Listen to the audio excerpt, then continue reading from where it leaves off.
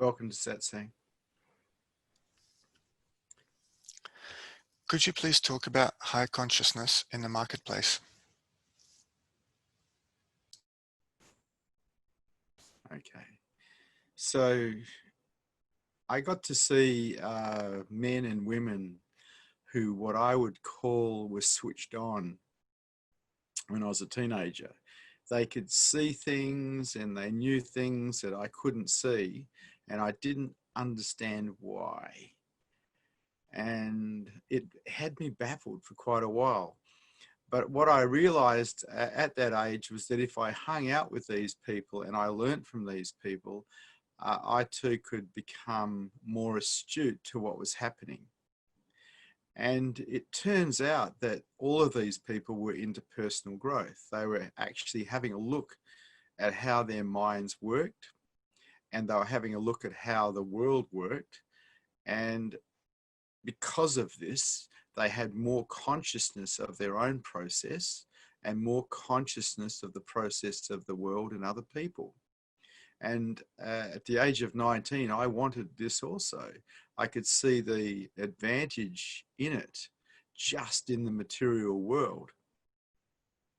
And along with being switched on, these people were also very clear. They had clarity. And I found that to be a quality that I was interested in. So when we talk about higher consciousness in the marketplace, there are people in the marketplace who have pretty high consciousness because they have what I call switched on.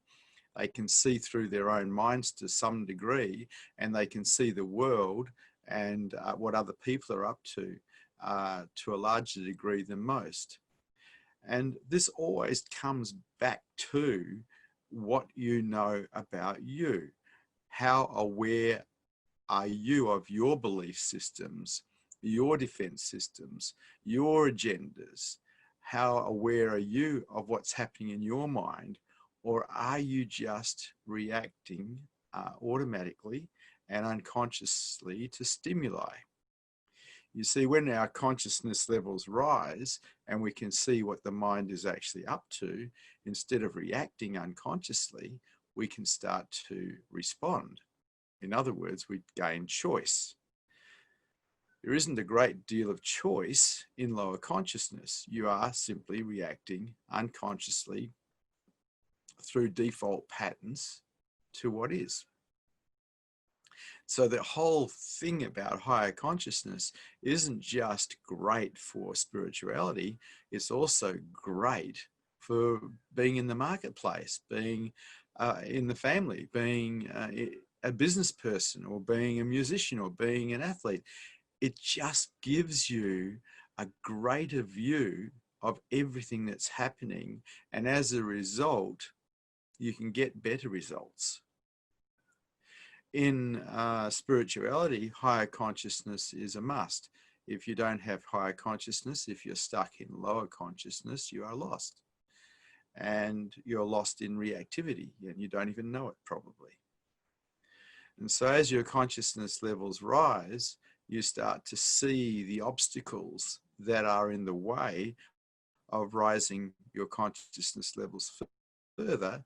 And because you can see those obstacles, you can start to do something about them. I think one of the first things that I got involved with as far as removing obstacles is I noticed that I was victim orientated. In other words, I was into blaming other people and situations and even myself for things that were going on. I turned myself into a victim. This is in my teenage years. And I could see how that is actually a choice. As you become conscious of your mind, you get to see, well, we don't have to be a volunteer to be a victim of situation. Situation may be bad, but we don't have to be a victim of it. That's a choice. And that was one of the first things I decided to remove from the repertoire of my mind, victim-orientated thinking. But because it had become a default pattern, because it had come through my family, the way I was brought up, it was pretty hardwired at the age of 19. And it took quite a lot of practice to actually allay a couple of years, I'd say, at least, of every time a victim-orientated thought came up, the negating of it, the not supporting of it. Because victims' lives basically don't work. Victims, by definition, are helpless. It's a voluntary thing. We don't have to get involved.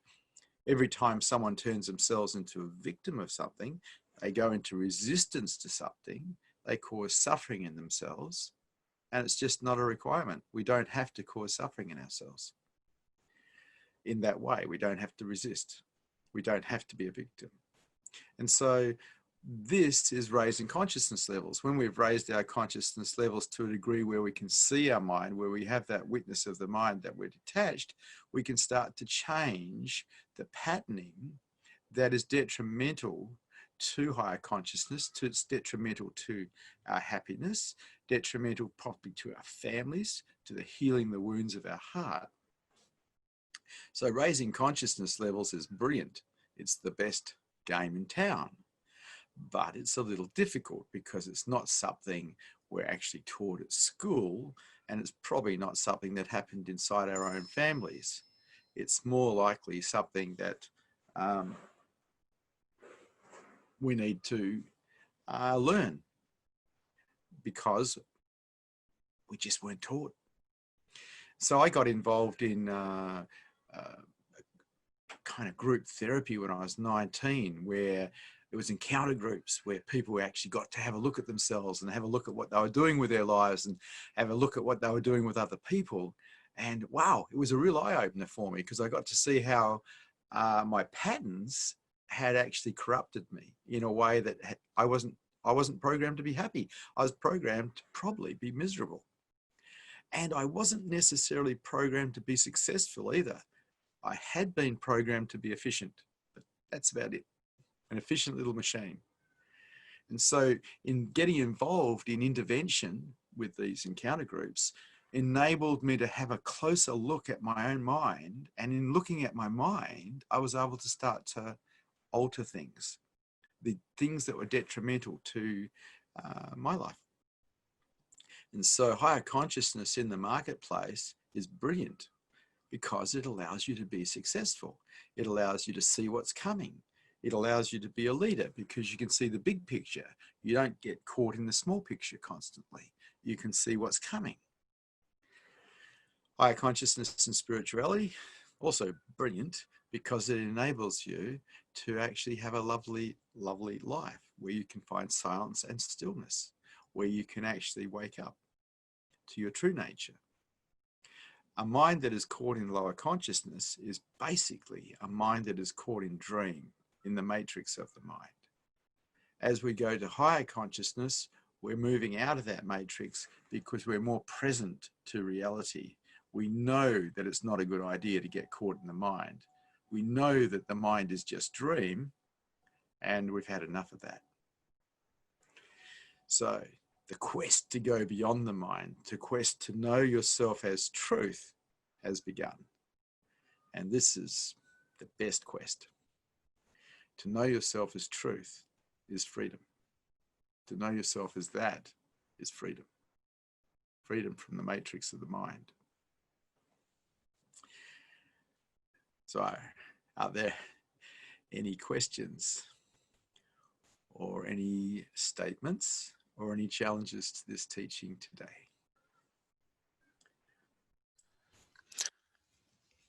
The first question is, what facilitates high consciousness in the marketplace?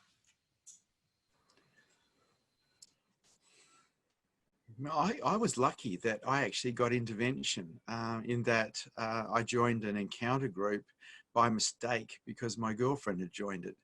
And that intervention was brilliant because I had these guys who were further ahead than me in consciousness levels, showing me things that, wow, it just blew my mind. I was very impressed by the fact that they could see things that I couldn't see, could understand things I couldn't understand. So I got into it.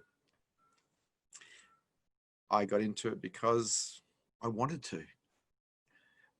What facilitates high consciousness in the marketplace? You. You do. It's your willingness to have a look. It's your willingness to remove any obstacle that's in the way. It's you. You're the one that facilitates higher consciousness in the marketplace, nobody else.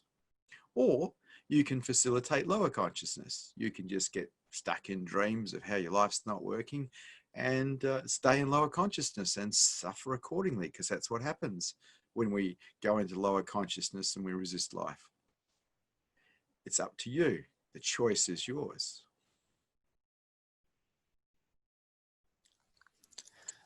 The next question is, how can I measure my level of consciousness? Yeah, that's a very difficult one. What I used to do was pretty simple. I'd notice things that weren't tripping me up anymore. I was noticing things that used to get me, used to create contraction inside of me, something I'd react to, something I'd go into resistance to, and it wasn't happening anymore. The same thing would happen, the same trigger, but nothing would happen. And I realized that my consciousness levels in that area had risen because I'd shown up in that space and I was no longer unconscious. Instead of reacting, I was now responding. And so for me, I was measuring my consciousness levels simply by what tripped me up and what didn't trip me up anymore.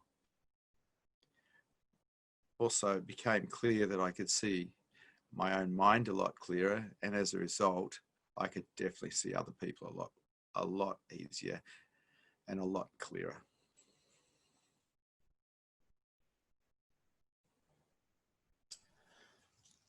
How can I use being in the marketplace to gain higher consciousness?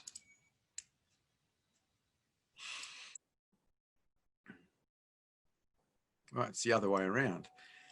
How can you use higher consciousness to be in the marketplace? That's a better way of putting it.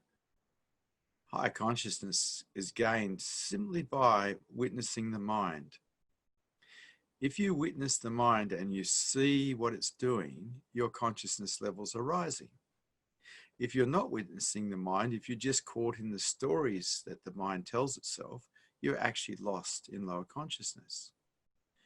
And so the question, how can I use being in the marketplace to gain higher consciousness? Other way around. You use higher consciousness to be in the marketplace. It's best. If you see everything coming, you have a huge advantage. If you can't see what's coming, you have a disadvantage. Higher consciousness is a lovely trait to have, but it's something that we probably didn't get trained in at school. So it's something we need to do now. Start witnessing your mind instead of believing its stories. Just start watching it like you'd watch someone else's mind.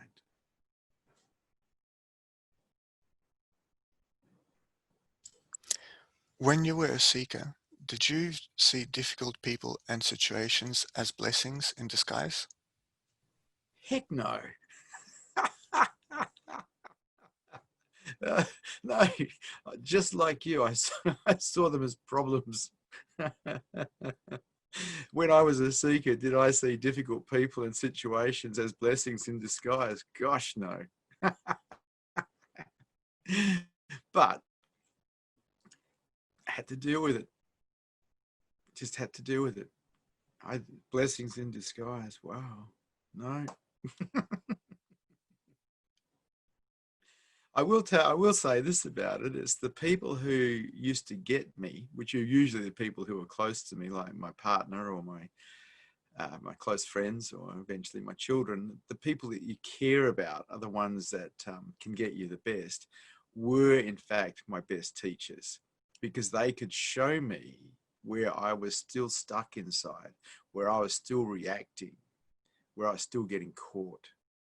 And so I will say that I didn't at the time probably see them as blessings, but in hindsight, I can say they probably were, because I learned more about acceptance and more about surrender being in a family than anywhere else, being with my partners, being with my kids, being with my friends, because they were the ones that could trigger me. And instead of just supporting the reaction, I would have a look at what's been touched, what belief systems came into play, why is it so, and undoing those belief systems so I wouldn't get contracted and caught again. And so I didn't see it as a blessing.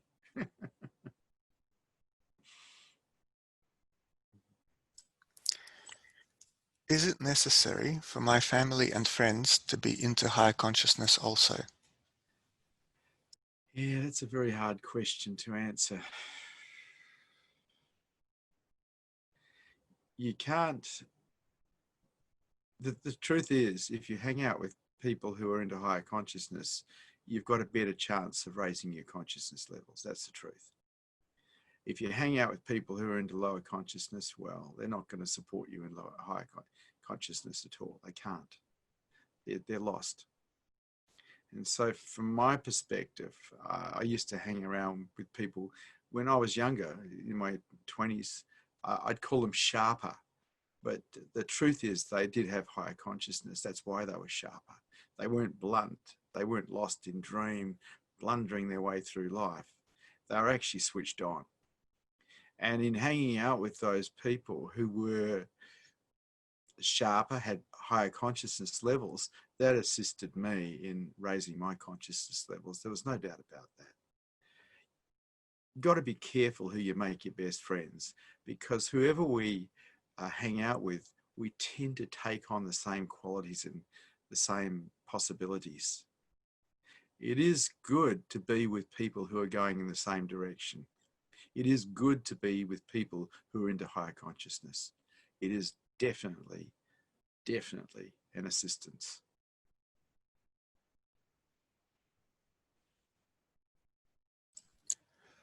How do I help my family to become more conscious without being arrogant? Since when have you set yourself up as a teacher of higher consciousness for your family? That's pretty arrogant. One thing about teaching is I only teach those who are willing. I only teach those who ask. If I'm not asked, if they are not willing, I do not say a word, whether they're family or anyone else. You want to get your fingers bitten? Just set yourself up as some kind of guru who actually goes out there and tells people what they should be doing. The only way to work as someone who can help really effectively is to wait to be asked. And then you can help. That's it. The idea of setting yourself up as some kind of guru inside your family where you help them raise their consciousness levels, wow, yeah, that's pretty arrogant. And you're going to get bitten for sure.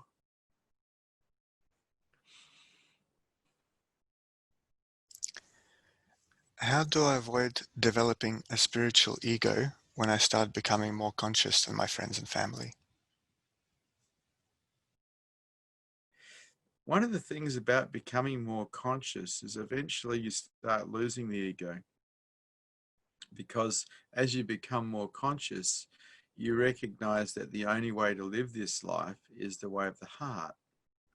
And the way of the heart means serving others, not yourself. And in learning to serve others and learning the way of the heart, humility arises because of the absence of the I. Not because you've become humble or tried to be humble, but because there's less of you in the picture. In the way of the heart, you become a servant of everything and everyone besides yourself. And there's an absence of you. And so there's a beauty in that. And so when we talk about getting rid of the ego, it's not about getting rid of the ego. The ego just drops away as we become more and more involved in a lifestyle that is the way of the heart, in giving instead of taking, instead of serving instead of wanting to receive. And this is the beauty way. This is a beautiful way for an adult to live.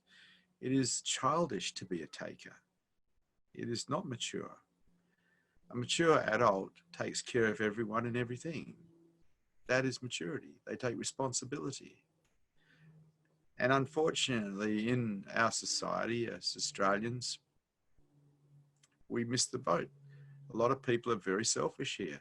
And as a result, there's all sorts of problems. You see, in Christianity, they have all these different sins. I only see one sin, there's selfishness. If we could eliminate selfishness from this planet, we'd have such a beautiful place. There'd be no wars, there'd be no murders, there'd be no rapes, there'd be no starvation, there'd be no companies trying to make money out of the suffering of others. It's only selfishness that is a sin.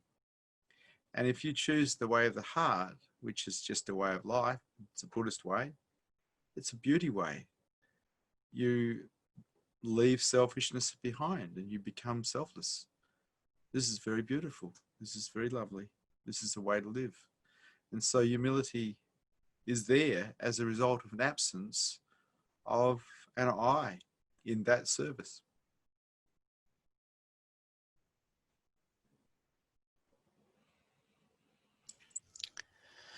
Do I need higher consciousness to be in touch with my heart?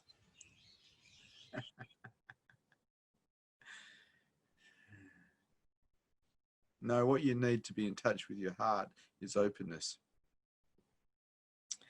That's all that's required. If you're open, you can feel your heart. If you're closed, you can't. And you don't necessarily need a higher consciousness to be open, but it helps. You want to find your heart? It's simple. Get rid of your defense systems and open up, and you'll find you'll start perceiving your heart. As long as you're defended, as long as you're closed, you're actually putting a barrier between you and love. Your choice.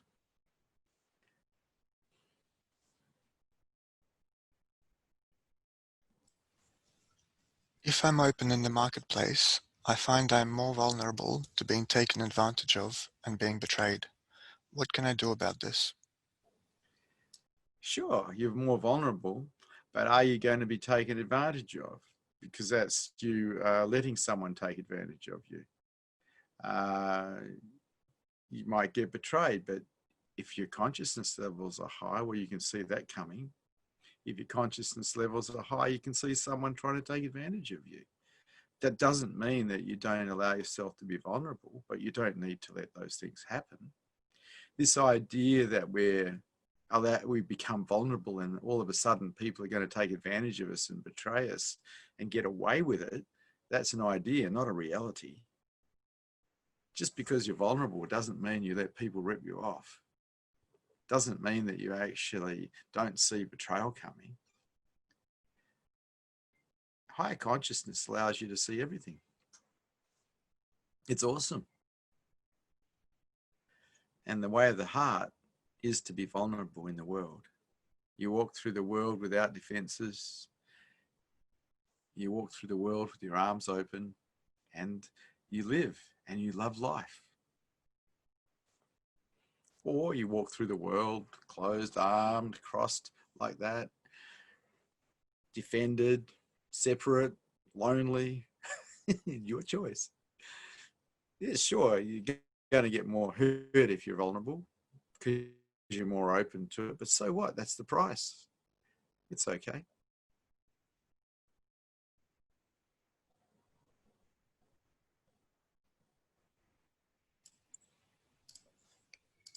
Is there a healthy balance to find between retreating in silence and being in the world for becoming more conscious? A healthy balance. A healthy balance. Retreating in silence.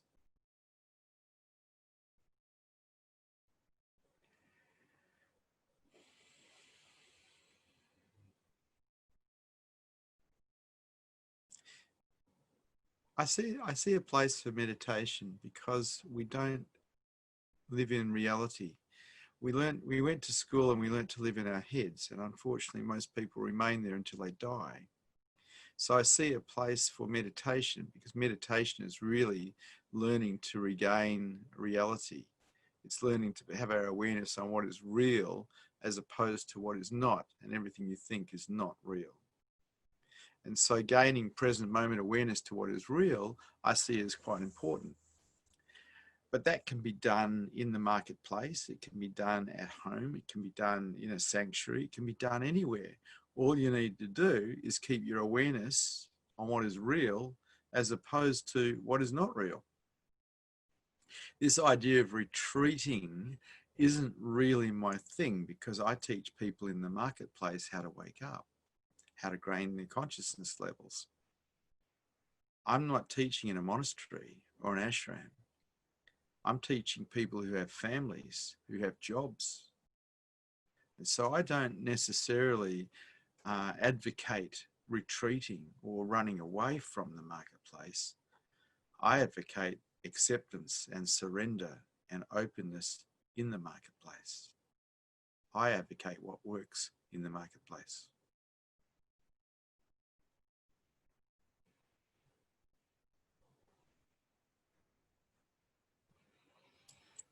Is it important to work hard and be successful in the material world to gain high consciousness?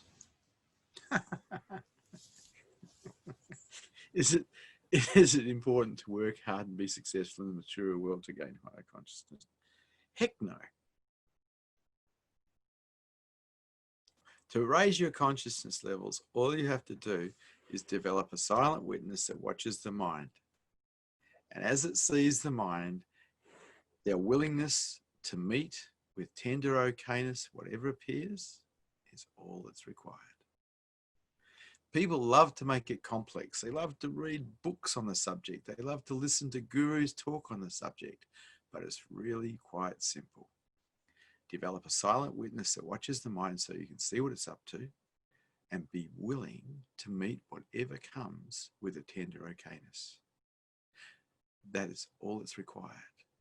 You don't need to collect knowledge from someone else. It's all inside of you. The truth is inside of you. You are already at your final destination because you are already that. You may not be aware of that, but you are already there. You're already that.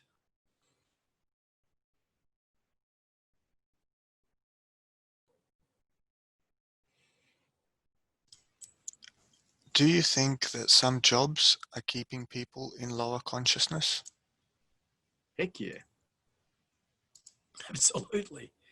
Any job that takes you into lower consciousness, or any job that is involved in harming humans or harming animals in any way, shape or form, is going to keep you in lower consciousness. The karmic effects of that are not good. So there's a thing called right livelihood in the Eightfold Path. You do not want to be involved in anything that can hurt other human beings. You do not want to be involved in anything that can hurt animals. Not a good idea. All living creatures are beings, and all living creatures value their lives, and they don't want to be hurt. And part of finding your own heart is being kind to everything and gentle to everything.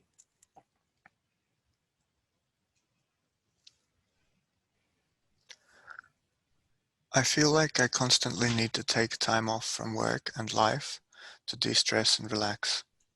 You don't seem to ever need time off, yet you're never stressed and always relaxed. How do you do that? Well, you could try waking up. It works real well. I was like this. I was like this way before awakening. I was like this 30 years ago, 40 years ago, because I learned to be cool. I learned to accept life as it is. I learned to not be a victim of life. I learned to not go into resistance to life. If we can accept that this is how it is, that life is the way it is, we don't need to stress out. If you're stressing out, it's because you're in resistance to something. Don't resist. Make everything okay and do your best. Don't resist. Your resistance is what's stressing you. Your resistance is what's exhausting you, nothing else. You need time off from work. Learn how to relax. Learn how to meditate. Learn how to let go. Learn some things that are worth knowing. Up to you.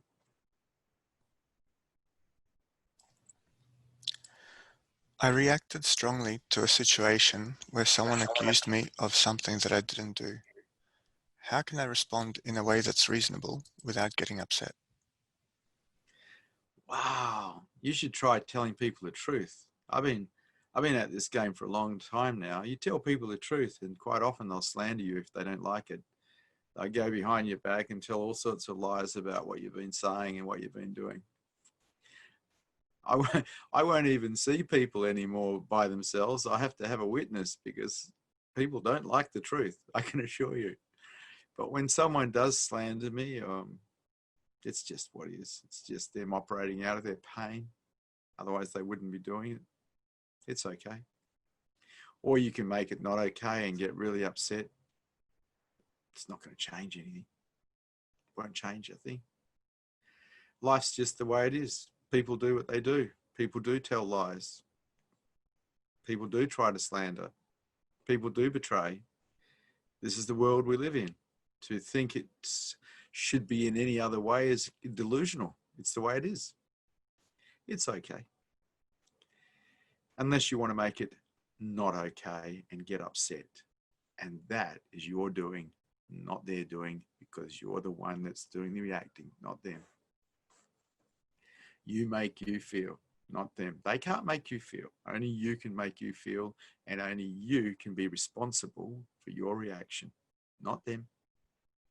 You. Being cool is good. Learn to let go. Learn to accept life as it is. It doesn't mean that you don't try to make a difference and you don't do your best. You do, but from a place of openness rather than a place of contraction.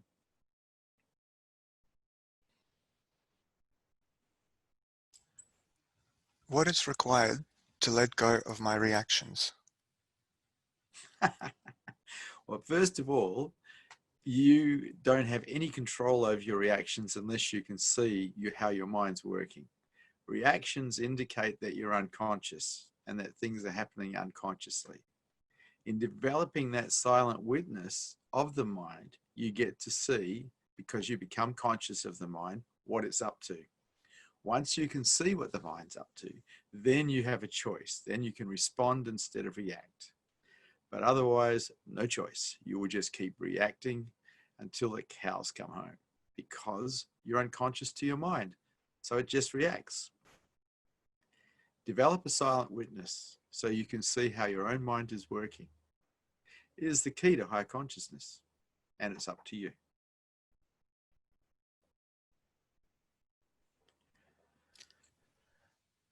How do you stay centered and relaxed in the chaos of life, for example, during the coronavirus panic? You're asking me personally, or you're asking about yourself? If you're willing to die, nothing can touch you. If you're willing to let go of control, nothing can touch you. In higher consciousness, as you go higher, you recognize that if you really want to fly high, you have to let go of control. You have to surrender. And in that surrendering, nothing touches anymore, not really, because the mind's surrendered. And surrendering is a non-reaction. It's a non-doing. The coronavirus has been pushed by the media pretty strongly. And there's a lot of fear around it. But you've got to remember that fear's not real. It's a projection. It's just a nightmare that's been projected forward. You don't have to buy it. You can be okay with the result. So you get the coronavirus and you die. It's better being okay with that than resisting and then living in hell while you're resisting, while nothing's actually happening except your resistance. It's up to you. You're creating your reality by the way you think. What are you supporting in your mind? Are you supporting fear? Are you supporting that nightmare? Or are you not? You're responsible, not the world. Coronavirus is just another thing that can hurt people, the same as getting in a motor car and having a collision, or catching some kind of other disease, or getting eaten by sharks off the coast. There's lots of things out there that can hurt human beings, and we can actually make up big stories about them and get really frightened or not. It's up to us. If you want to support fear, you'll find a lot of chaos. It's up to you. You're the one that's doing the supporting, nobody else.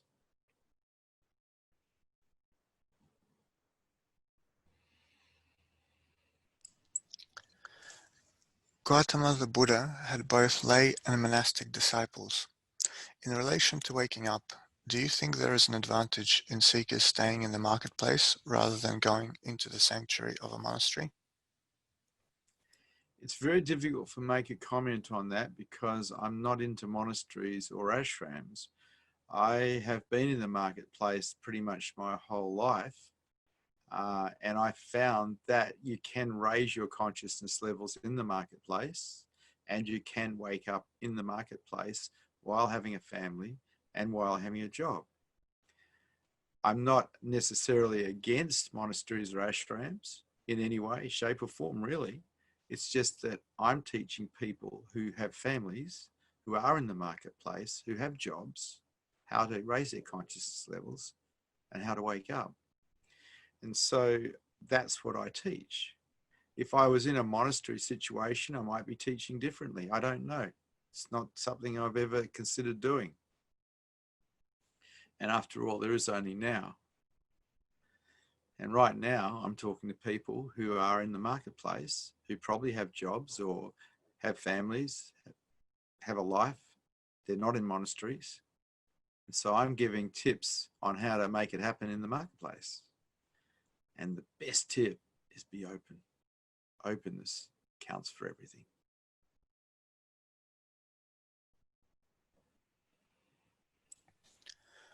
What are some of the common pitfalls and challenges seekers face when in the marketplace, and how to overcome them? That question is so ambiguous, I don't want to answer it. It's making me work too hard. I have this really laid back life where nothing is happening most of the time. You have a life where nothing's happening most of the time, but you think it is. Take away your thoughts and what's happening. People love moving into their minds and trying to solve problems, and I have no interest in that. This is one of those questions where I'd have to move into my mind and start, manufacturing something. I just don't have an interest in doing that. What are some of the common pitfalls and challenges seekers face when in the marketplace and how to overcome them? I'm not going there for a second.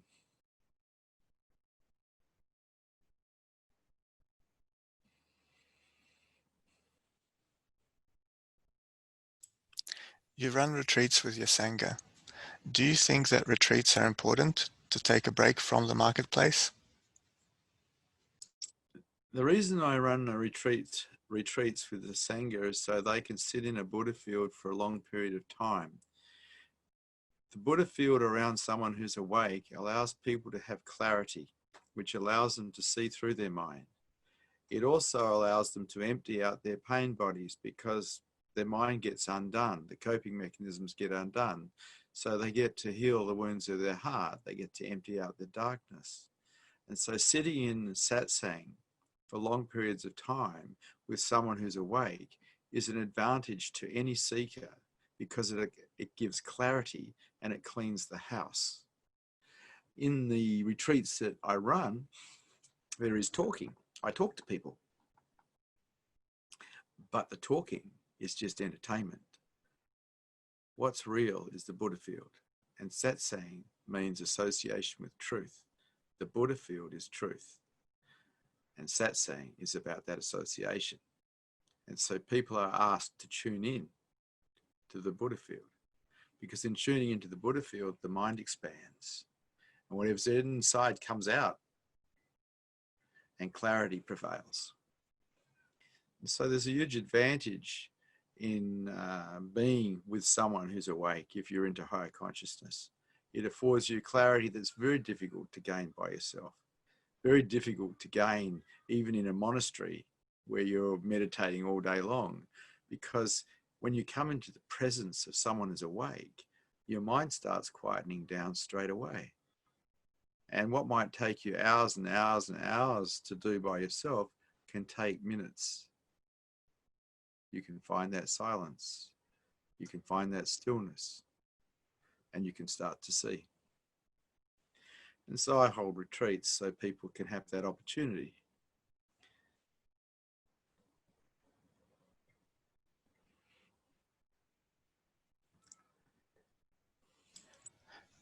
Arun apologizes that he cannot speak verbally today and asks the following question. His question is about witnessing and his current practice.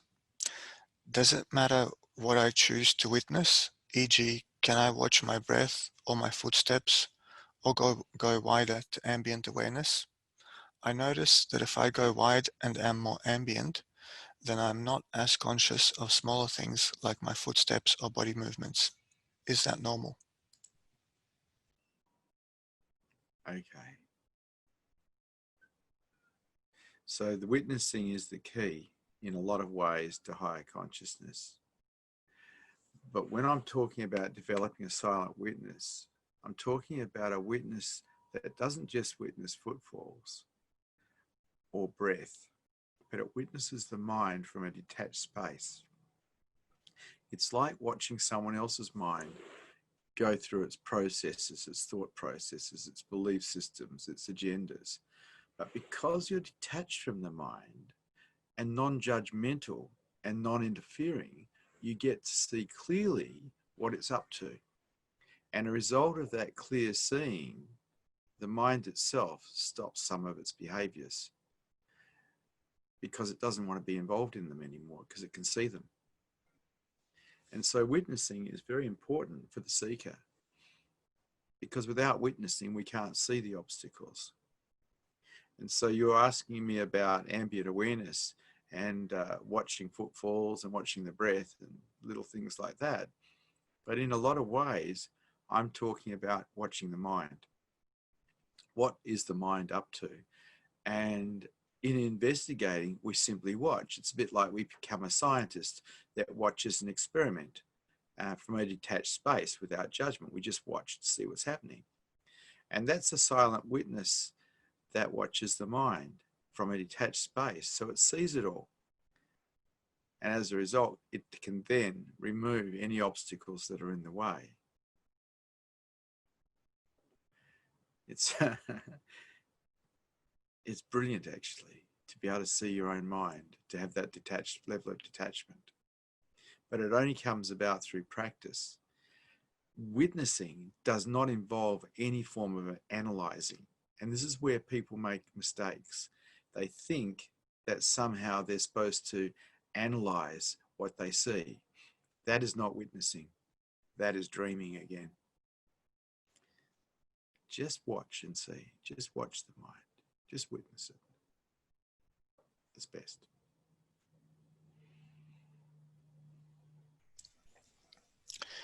Will healing my wounding help me gain higher consciousness?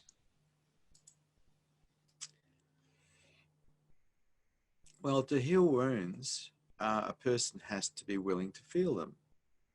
And when we become willing to feel wounding, we are becoming more conscious, because our unconscious programming, default programming, is to avoid pain and to chase pleasure or comfort.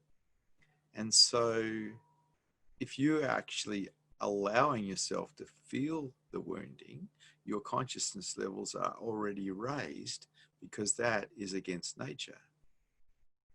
You're going against a primal program of chasing pleasure and comfort and avoiding pain. So you're already on the way up in consciousness levels just by becoming willing to meet whatever appears in you with a tender okayness.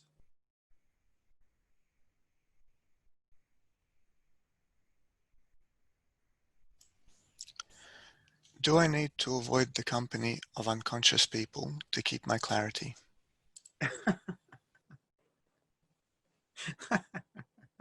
I'm not into avoiding anything. Mm. You want to keep your clarity, keep your mind quiet. It's nothing to do with unconscious people. It's to do with you.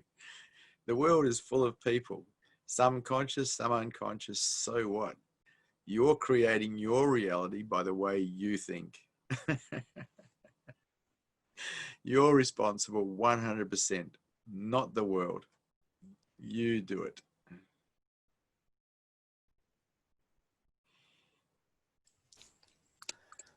I have recently found a way to work from a detached space in your presence, and it was very relaxed and wonderful.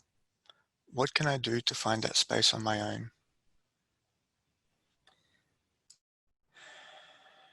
Keep letting go.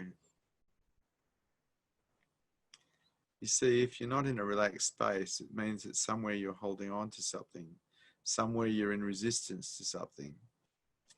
Find what it is you're holding, find it what it is you're in resistance to, and just let it go. It might be a result, but just let it go.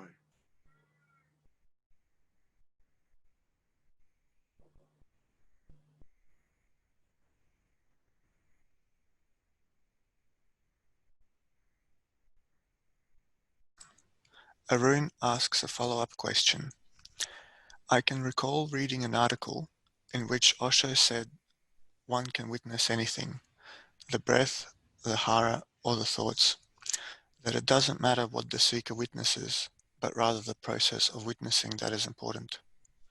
Would you suggest watching our thoughts mind is more important than the breath or hara of footsteps? Not necessarily, it's just more difficult to witness the mind. And in witnessing the footfalls, in witnessing the breath, this is great because we're putting our awareness on what is real. In witnessing the mind, we're actually aware of something that's not real, but because we're detached, we can start to see through it. And unless we can see through the mind, no matter how much witnessing you do of the footfalls and the breath, it isn't going to make that much difference because the mind is still going to take you into contraction, is still going to take you into lower consciousness. In witnessing the mind, we can remove the things that take us into lower consciousness. We can't do that by witnessing the breath or the footfalls. It is way easier to witness the footfalls and the breath because we tend to get caught in the mind. We start buying its dream, and before we know it, we're lost. Maintaining a witness, a silent witness of the mind without getting lost in it takes a lot of practice. But it's well worthwhile because it allows us to see through the mind and remove the obstacles that are in the way of us finding ourselves as truth.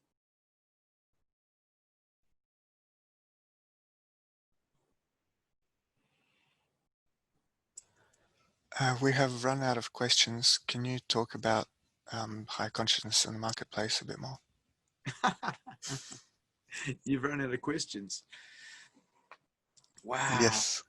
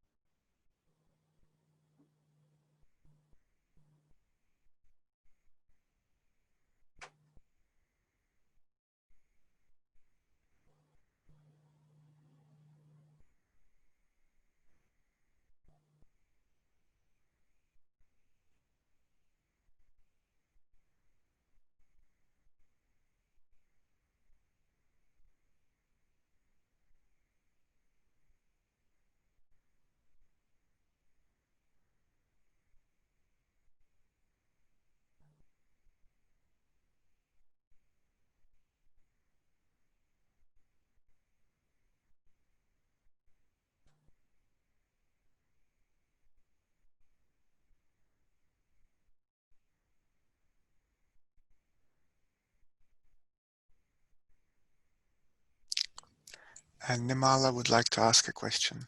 I was enjoying answering the last one.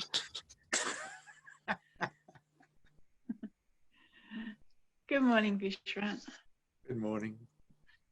Yeah. I think I might have forgotten my question when I said good morning. I do think I have. I'm so sorry. I'll just try and remember it and I'll come back.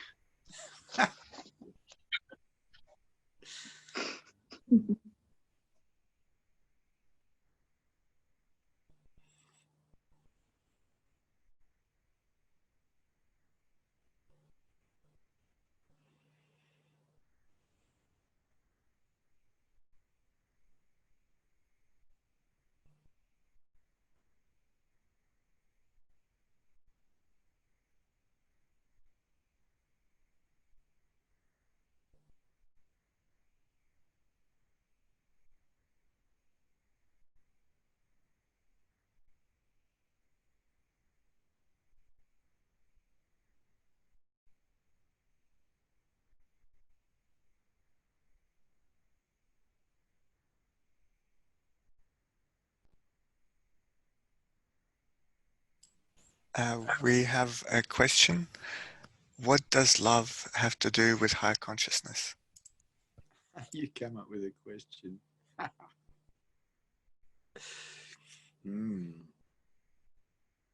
It's so funny. I live in silence.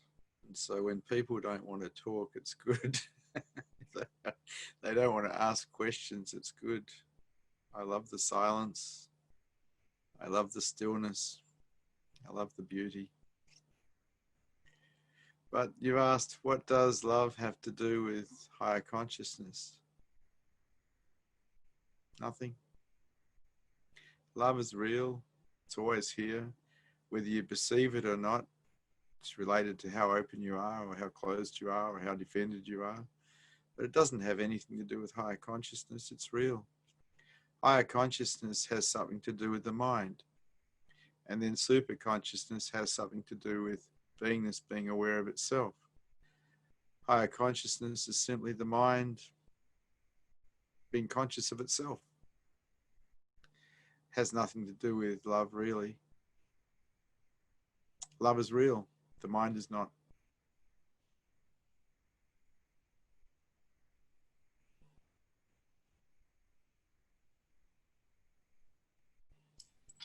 Arun has another question. I have actively chosen not to practice witnessing my mind, as I read Ramana saying that by ignoring the mind, it will dissolve on its own. I have noticed that I get caught up in my thoughts a lot, hence my choice to not witness my mind. Will it dissolve if I don't pay it attention? No.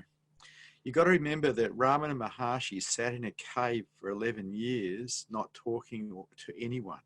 He wasn't working in the marketplace, and he never came into the marketplace. He stayed in his ashram until he died. He is not a good example for people in the marketplace who are trying to make it work in the marketplace.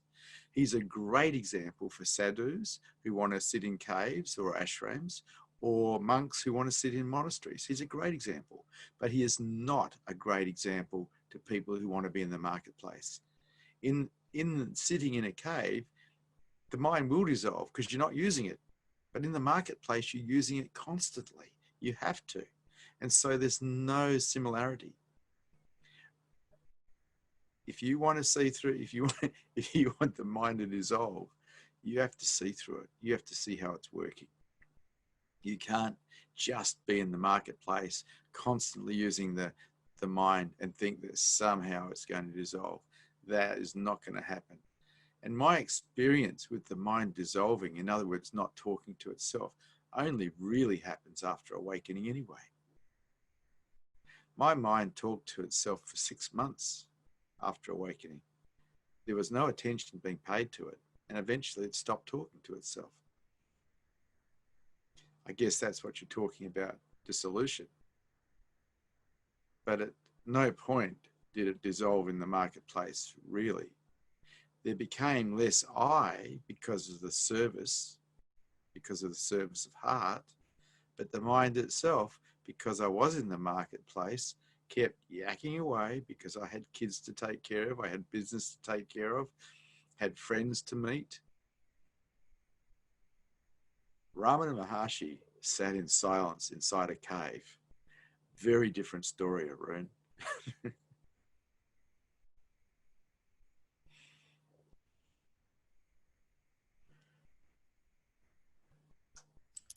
Nadine thanks you for your silence and says that it's very helpful and deep, and also asks, I find it engaging in gardening brings me to balance. Do you think reading with nature is helpful? Do you think reading with nature is helpful? I find engaging in gardening brings me to balance. Do you think reading with nature is helpful? I don't know what you mean by reading with nature. Is that where you get a book open and you read to the plants? Say you have a daisy there and you read it a nice story? I'm not sure. Is that what we're talking about here? Oh, Nadine, I'm sorry, but I don't think I can answer that question. Mm. Look, if you want to find silence, find a big rock and tune into it. They're very silent. Or a big tree. I used to love meditating with trees, and I'd just tune into the tree, and you'd be amazed at how silent trees are as well. Big rocks, trees, all silent, all natural. It's up to you. And Nadine sent a correction. She meant to type being with nature is helpful. Oh, thank you for your correction. Look, I've always loved nature. I've always taken long walks along the river, along the ocean, in the bush, because I love nature. It's beautiful.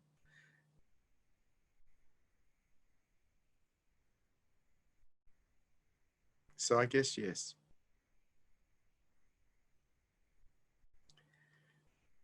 But, you know, we are nature. The body is nature. As far as the body's concerned and mind, it's nature. You can be with that. When you're watching your breath or you're watching your footfalls when you're walking, you're being with nature. Somehow people think that nature is outside of the body. It is nature. There's a heart beating, there's a mind working, blood being pumped through the veins. It's all nature. You don't have to be out in the bush or down by the ocean or the river to be with nature. All you have to do is be with your own body. It is nature.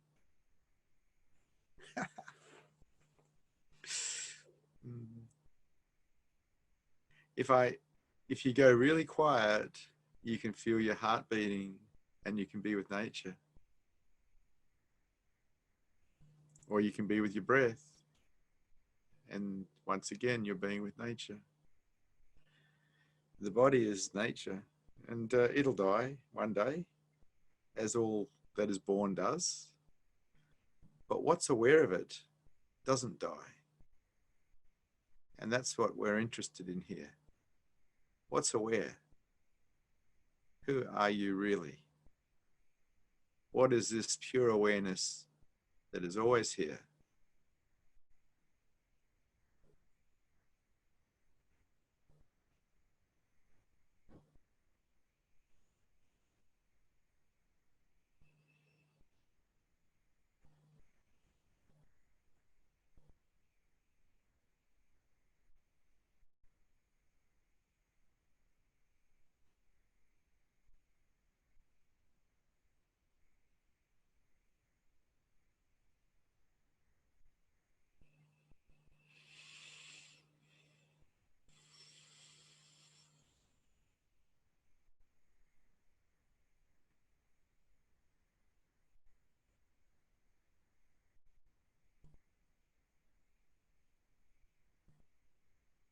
Hmm.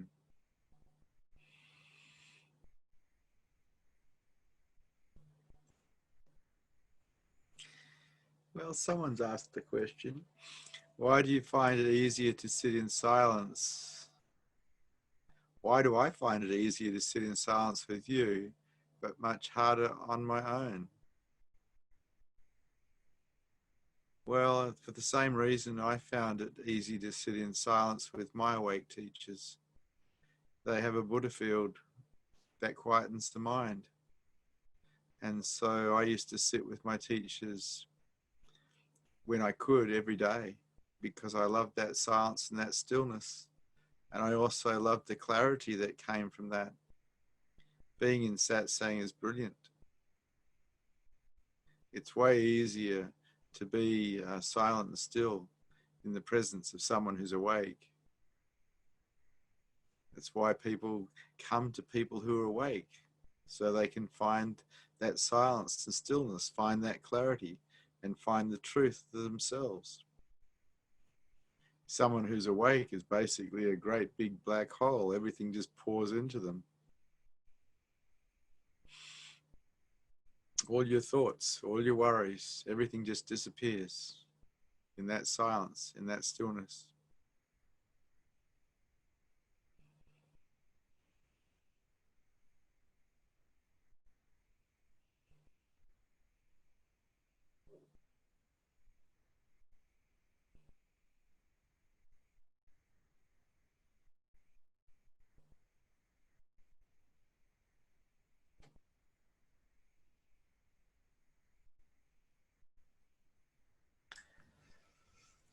Satya would like to ask a question.